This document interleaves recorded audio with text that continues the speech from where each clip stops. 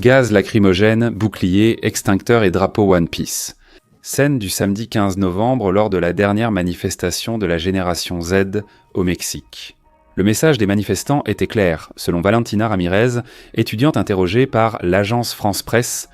C'est l'un des gouvernements les plus corrompus que nous ayons eus. C'est un narco-gouvernement corrompu qui veut défendre les corrompus et les cartels au lieu du peuple. Les manifestations de samedi concluèrent une série de protestations débutées le 2 novembre après l'assassinat de Carlos Manzo, un critique virulent du gouvernement de la présidente Claudia Sheinbaum et maire d'Uruapan, la deuxième plus grande ville de l'état de Michoacán. Contrairement aux précédentes manifestations, surtout à Uruapan et la région de Michoacán. Les manifestations de samedi ont eu lieu dans plus de 50 villes à travers le pays, selon certains médias. C'est à Mexico que les manifestations ont dégénéré.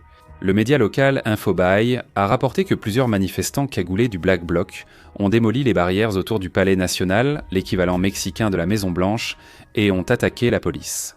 D'après Pablo Vázquez, secrétaire à la sécurité publique de Mexico, plus de 120 personnes ont été blessées. 100 policiers, 20 civils et 20 personnes arrêtées pour vol et agression. Le Mexique choqué par les manifestations de samedi. Est-ce seulement le début ? Le gouvernement de la présidente Sheinbaum survivra-t-il à ces manifestations ? Et peut-être plus important encore, quelle sera la prochaine étape pour le pays ? Maire Carlos Manzo. Nous avons mentionné en introduction que le maire Carlos Manzo critiquait le gouvernement de la présidente Sheinbaum. Ce n'est que la partie émergée de l'iceberg. Manzo était un ex-membre du parti Marina de la présidente. Après avoir échoué à obtenir l'investiture du parti pour les municipales 2024, il s'est présenté en indépendant et a largement remporté l'élection. Il a critiqué publiquement la politique des câlins, pas des balles de l'État, qui a vu le gouvernement privilégier les opérations fondées sur le renseignement et les programmes sociaux au lieu d'une confrontation militaire directe avec les gangs. Il a affirmé que cette politique était trop laxiste face aux groupes criminels armés semant le chaos, en référence à son discours de mai. Si elle croit pouvoir arrêter ces criminels sans tirer un seul coup de feu et qu'ils vont se rendre, qu'elle essaie. Et croyez-moi, si elle y parvient, je présenterai immédiatement ma démission. Manzo favorisait une méthode plus conflictuelle pour gérer les gangs.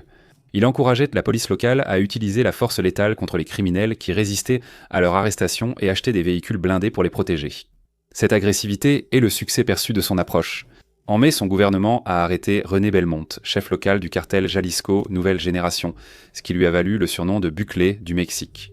C'est une référence au président salvadorien dont les politiques ont fait passer le Salvador de capitale des homicides à l'un des pays les plus sûrs des Amériques. Cependant, cette méthode lui a aussi attiré des ennemis. Comme il l'a dit à la presse locale en septembre, il craignait pour sa vie. Je cite, « Nous avons besoin de plus de détermination de la part du président du Mexique. Je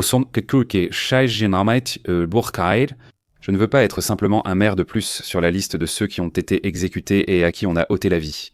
J'ai très peur, mais je dois affronter cela avec courage. Cette déclaration s'avérera prophétique. Le 1er novembre, pendant la fête des morts, Victor Manuel Obaldo, 17 ans, a tué Manzo avant d'être abattu par la police. Victor, 17 ans, était tragiquement jeune et appartenait à la même génération que les manifestants de la génération Z, illustrant une crise plus large. Au sein du Mexique, selon un rapport récent de Reuters, les cartels recrutent dans la jeunesse mexicaine et en font des tueurs. Manzo était le 6e maire à être tué au Mexique cette année. Et son assassinat a eu lieu plusieurs jours après celui de Bernardo Bravo, un homme d'affaires populaire et président de l'association des producteurs de citron à Apatzingán, une autre grande ville du Michoacán, située à environ 97 km au sud de Uruapan. Selon Columbia Broadcasting System News, Bravo a été tué après avoir dénoncé à plusieurs reprises les tentatives d'extorsion des producteurs de citron par des groupes criminels. Pour beaucoup au Michoacán, ces 2 morts incarnaient un échec majeur du gouvernement, malgré de nombreuses tentatives. Depuis 2006, quand le président Felipe Calderón a déployé des milliers de militaires et policiers fédéraux dans l'État contre le crime organisé, il demeure un des foyers criminels du pays. D'après Nathaniel Parish Flannery, analyste politique sur l'Amérique latine, écrivant dans Forbes en 2013, « La situation s'est tellement dégradée que les habitants ont créé des groupes armés pour se protéger des cartels. Les groupes de vigilants armés ont disparu. Le gouvernement en a intégré certains à la police rurale, désarmé d'autres et favorisé l'ordre officiel au lieu des milices communautaires. Les analystes interrogés par le Wall Street Journal pensent que que ces assassinats très médiatisés pourraient en fait favoriser le retour des groupes de vigilants. Nous avons expliqué cela pour présenter la situation à Michoacán le 2 novembre lors des premières manifestations de la génération Z.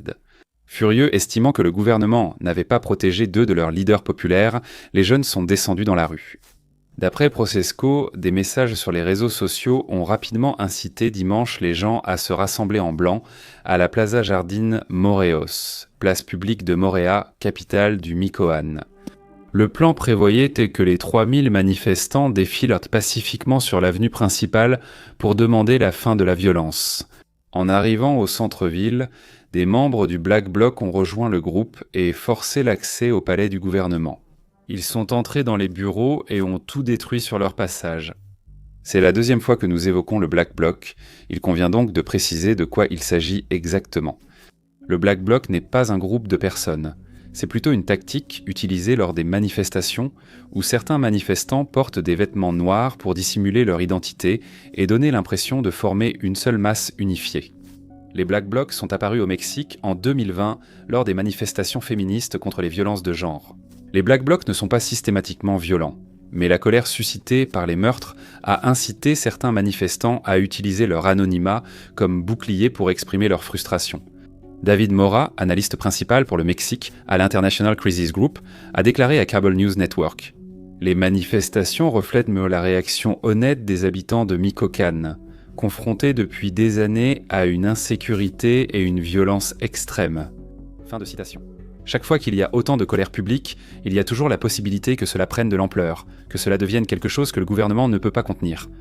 Nous l'avons vu au Népal, à Madagascar, et après les manifestations de samedi, il faut envisager que cela arrive aussi au Mexique. Cela nous ramène à la question initiale. Est-ce le début ? Le gouvernement de la présidente Sheinbaum survivra-t-il à cette vague de manifestations ? Le gouvernement répond. Après la mort du maire Manzo et la fin de la première vague de manifestations le 7, la présidente Sheinbaum devait rétablir la confiance du public dans son gouvernement, dans une population se sentant abandonnée par l'État et effrayée par les cartels. Sa réponse visait à convaincre la population que la sécurité était la priorité du gouvernement. Elle a qualifié l'assassinat du maire Manzo d'ignoble, réuni son cabinet de sécurité et promis zéro impunité. Elle a aussi annoncé un nouveau dispositif de sécurité pour Michoacán, présenté le 9 novembre. Lors d'une conférence de presse, des responsables ont annoncé que le plan Michoacán pour la paix et la justice mobiliserait plus de 10 000 membres de l'armée mexicaine, de l'armée de l'air et de la garde nationale pour réprimer les groupes criminels, lutter contre l'extorsion et démanteler laboratoires de drogue et camps d'entraînement. En plus du déploiement de sécurité à Michoacán, le plan prévoit d'améliorer bien-être, agriculture, infrastructure, tourisme et emploi pour 31 milliards de dollars. Cela s'inscrit dans la stratégie du gouvernement pour limiter l'influence du cartel. Pas seulement par la force, mais aussi en luttant contre la pauvreté et le désespoir qui nourrissent leur recrutement. Cependant, selon Mora, ce plan, en particulier le déploiement massif de troupes, pourrait ne pas fonctionner comme le gouvernement l'entend. Pour le citer ici, elle insiste sur ce point. Ce qui fonctionne ici ne marche pas forcément dans d'autres régions ou États du Mexique. Elle envoie plus de troupes, et c'est essentiellement ce qu'ils font au Sinaloa depuis 1 an. Si vous regardez les chiffres des homicides et d'autres crimes, il n'y a pas de lien direct entre la présence des forces fédérales dans l'État et la baisse du nombre de meurtres et d'autres crimes. Le scepticisme de Mora illustre une inquiétude partagée par les experts en sécurité. Le Mexique a plusieurs fois tenté une approche militarisée contre les cartels ces 20 dernières années.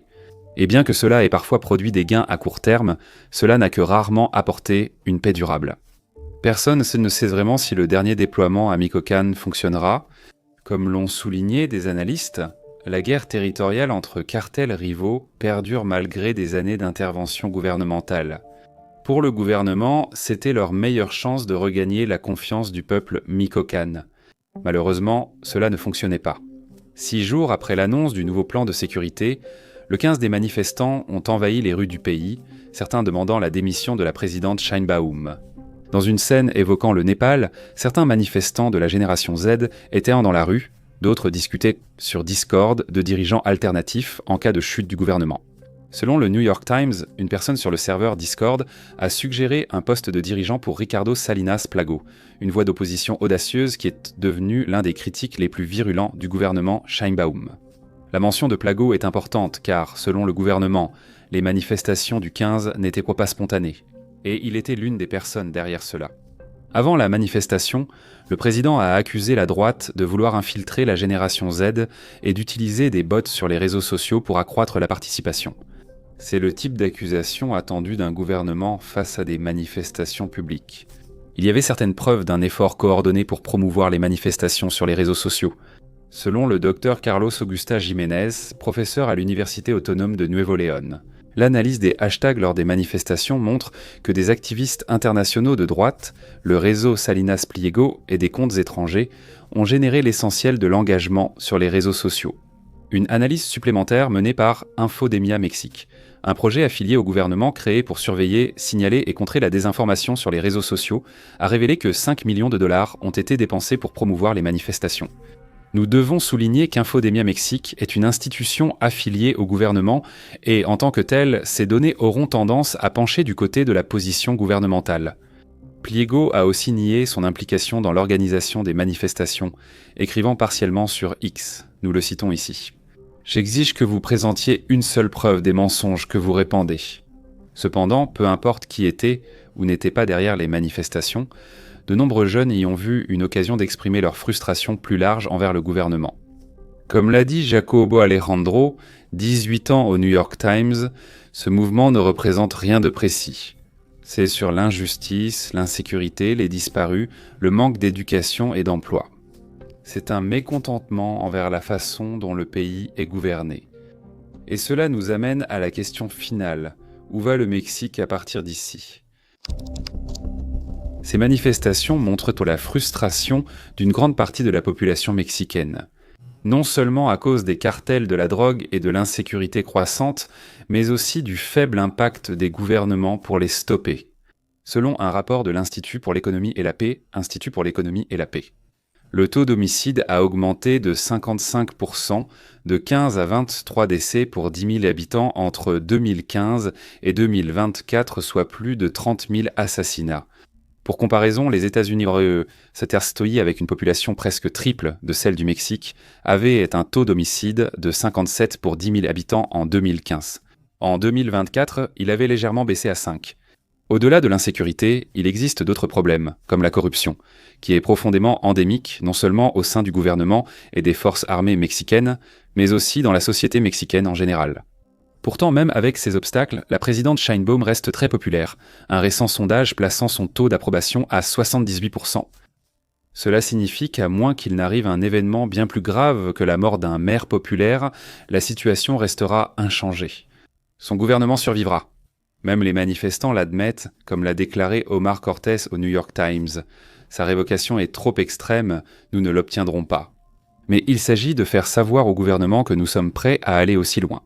Parce que lorsque ceux d'en bas bougent, ceux d'en haut tombent. Fin de citation. La question n'est pas si la présidente restera, mais si elle peut convertir sa popularité en actions concrètes, avant que la patience des Mexicains ne s'épuise. Selon l'analyste politique mexicaine Denise Dresser dans America's Quarterly, elle a une occasion unique grâce au plan Michoacán pour la paix et la justice. Dresser estime que la présidente Sheinbaum doit aller au-delà du déploiement de troupes et mener une réforme institutionnelle avec des budgets transparents, l'élimination de l'extorsion agricole et une meilleure protection des dirigeants locaux. Si Sheinbaum parvient à changer cette dynamique au Michoacán, si elle peut montrer que le gouvernement peut protéger des personnes comme Carlos Manzo et Bernardo Bravo au lieu de les pleurer après leur assassinat. Alors peut-être que le plan du Michoacán pourrait devenir un modèle pour le reste du pays, mais cela reste une grande incertitude. Les enjeux ne pourraient-ce pas être plus élevés, car l'alternative, si l'État échoue, c'est plus de manifestants dans la rue, plus de drapeaux One Piece flottant à travers le pays, et une colère encore plus grande. Cela pourrait dégénérer en quelque chose d'incontrôlable pour le gouvernement. Et cela serait une crise majeure, non seulement pour le Mexique, mais pour tout l'hémisphère occidental. Merci de regarder.